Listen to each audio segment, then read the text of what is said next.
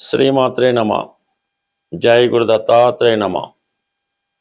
ఈ వీడియోలో మనం తులారాశి వారికి ఏప్రిల్ 26 నుంచి మే 2వ తారీఖు మధ్యలో జరగబోయే వార ఫలాలు పరిశీలించినప్పుడు మరి తులారాశి వారికి ఈ వారంలో శుక్రుడు అష్టమ స్థాన సంచారం జరుగుతుంది. అంటే రాశ్యాధిపతిగా ఉన్నటువంటి శుక్రుడు అష్టమ స్థానంలో తన స్వక్షేత్రమైనటువంటి వృషభ రాశిలో ఉన్నాడు. సో ఇది ఒక రకంగా ఈ రాశిలో ఉన్నటువంటి వారికి ఒక అద్భుతమైనటువంటి ధనయోగం ఏర్పడడం జరిగింది. అంటే ఇది స్త్రీలకి సౌభాగ్యయోగంగాను, మగవారికి స్త్రీ ద్వారా లేదంటే భార్య ద్వారా ఆదాయం లభించడం జరిగే అవకాశం ఉన్నది. అలాగే ఏదో ఒక శుభవార్త మీరు ఈ సమయంలో మీరు మీ వ్యక్తిగత విషయంలో వినే అవకాశం ఉంది.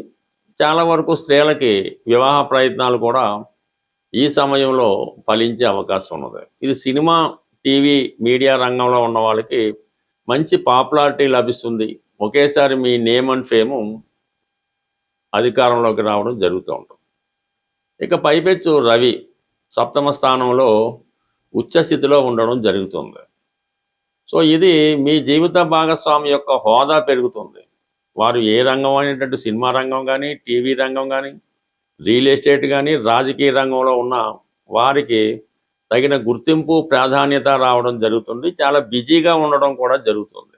వ్యక్తిగతంగా మీకు కూడా కొంత హోదా స్థాయి కూడా పెరిగే అవకాశం ఉంది. ఎందుకంటే లాభాధిపతి ఉచ్చస్థితిలోకి రావడం వల్ల ఆదాయం పెరుగుతుంది. కొత్త వ్యాపార అవకాశాలు లభిస్తూ ఉంటాయి.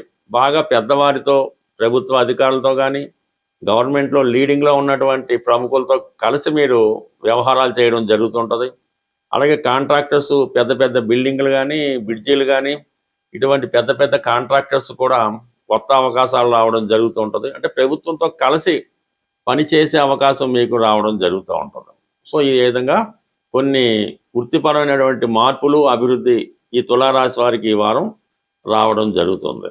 ఇక ప్రధానంగా మరి రాహు 5వ స్థానంలో ఉన్నప్పుడు కొన్ని సందర్భాల్లో ఆలోచించి నిర్ణయాలు తీసుకోవాల్సి ఉంటుంది. కొన్ని తొందరపాటు నిర్ణయాల వల్ల కొన్ని అవకాశాలు పోగొట్టుకోవచ్చు, కొంత ధన నష్టం కూడా జరగవచ్చు.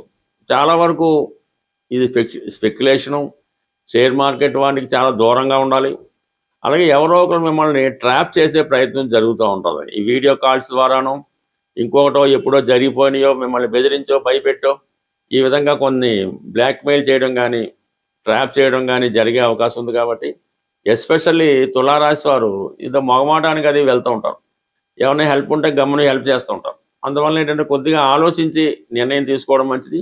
సంబంధం లేని వ్యక్తులతో, అలాగే స్త్రీలతో ఎట్టి పరిస్థితుల్లో కూడా ఏ విధంగా కూడా మీరు వాళ్ళతో పరిచయం పెంచుకోవడం కానీ, వారికి సహాయం చేయడం కానీ, వారితో ఫోన్లో మాట్లాడడం కానీ చేయడం వల్ల మీ నేమ్ అండ్ ఫేమ్కి భంగం కలిగే అవకాశం ఉంటుంది. కాబట్టి ఏదైనా అలా ట్రాప్లో పడకుండా జాగ్రత్తగా ఉండండి.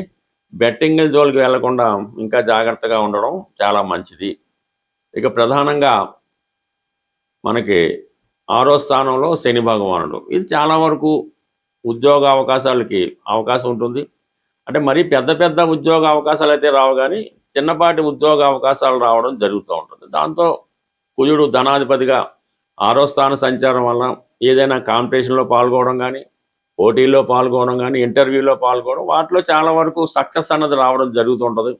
చాలా కష్టపడితే తప్ప అది సక్సెస్ అన్నది రాదు. చాలా ఫెయిల్యూర్ లాగా అనిపిస్తుంటుంది, కానీ అనూహ్యంగా సక్సెస్ రావడం జరుగుతుంటుంది. పోటీ, గట్టి పోటీ లభిస్తూ ఉంటుంది అన్నమాట. ఒకే ఉద్యోగానికి ఒక 1000 మంది వచ్చినట్టు ఉంటుంది.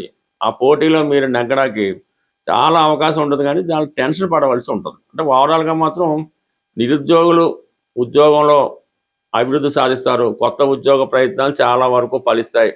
చాలా కాలంగా ఎదురు చూస్తున్నటువంటి ఒక శుభవార్త మీరు ఈ వారంలో వినడం జరుగుతుంది. ఈ పరిహారాలు చెప్పే క్రమంలో ఇక మనం జీవితంలో ఏది సాధించలేం, అన్ని దారులు మూసుకుపోయాయి, ఏ మార్గం లేదు అనుకున్న పరిస్థితుల్లో మీకు ఏదైనా ఒక పుణ్యక్షేత్రంలో, అంటే ప్రధానంగా శ్రీశైలం.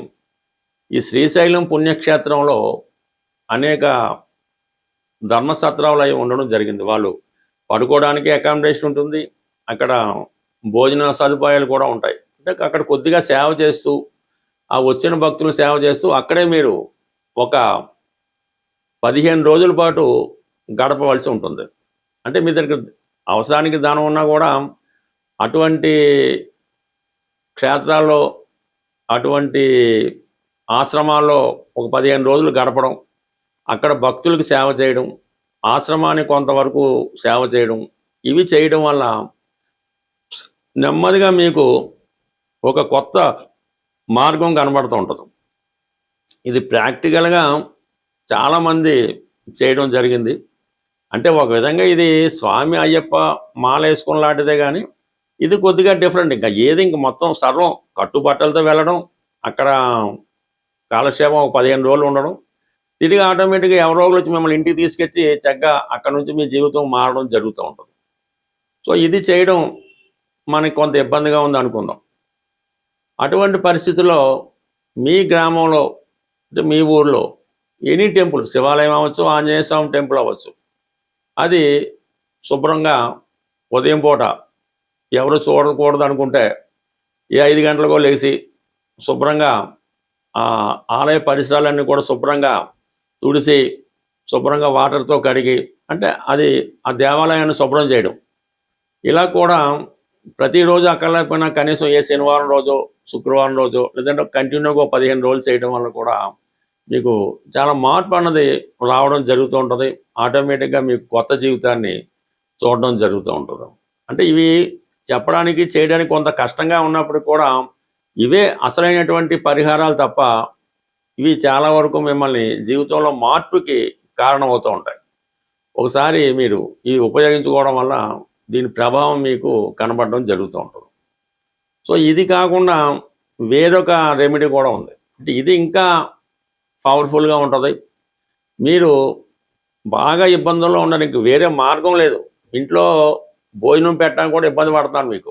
అటువంటి పరిస్థితుల్లో మీరు ఏం చేస్తారంటే, ఒక మంచి రోజు చూసుకోండి, మీకు అనుకూలమైన రోజు చూసుకొని మీరు ఒక 8 రోజుల పాటు ఈ పరిహారం చేయవలసి ఉంటుంది. 8 రోజులు కూడా మీరు ఈ పరుపుల మీద, మంచాల మీద కాకుండా చక్కగా ఒక సాప వేసుకొని, ఒక తలగడ పెట్టుకొని, మీ తల కింద నల్ల నువ్వులు కొన్ని, ఒక నలుపు రంగు గుడ్డలో, చిన్న క్లాత్లో కొన్ని నల్ల నువ్వులు, ఒక 5 రూపాయల కాయిన్, అది ఒక పొట్లంలా కట్టి మీ తల కింద పెట్టుకొని, సాయంకాలం కొద్దిగా 8 గంటలకో 7 గంటలకో పడుకుంటారు కదా, పడుకొని ఎర్లీ మార్నింగ్ సూర్యోదయం అవ్వకుండా లెగిసి ఏదైతే ఈ నల్ల నువ్వులు, నల్లగుడ్డ 5 రూపాయలు కట్టి పొట్లం కట్టారో ఆ పొట్లాన్ని చేతిలో పట్టుకొని మీరు ఇంటి బయటకు వచ్చి కొద్దిగా ఒక 4 రోడ్లు గడిచే చోట దాకా వచ్చి అక్కడ మీరు ఆ పొట్లాన్ని విడిచిపెట్టి వెనక్కి తిరిగి చూడకుండా వచ్చేస్తారు.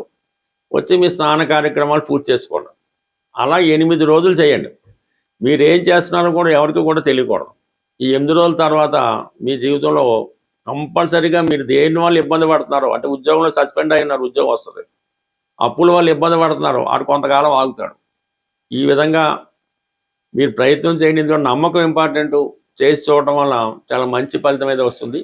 మనం ఏదైనా పరిహారం చేస్తున్నప్పుడు మాత్రం ఈ మధ్య మాంసాలకి, స్త్రీలకి దూరంగా ఉండి చేస్తేనే అది వస్తుంది తప్ప, ఇలాంటి కార్యక్రమాలు చేస్తూ మీరు ఎన్ని రోజులు, ఎన్ని సంవత్సరాలు పరిహారం చేసినా కూడా దానివల్ల ఏమీ ఉపయోగం ఉండదు.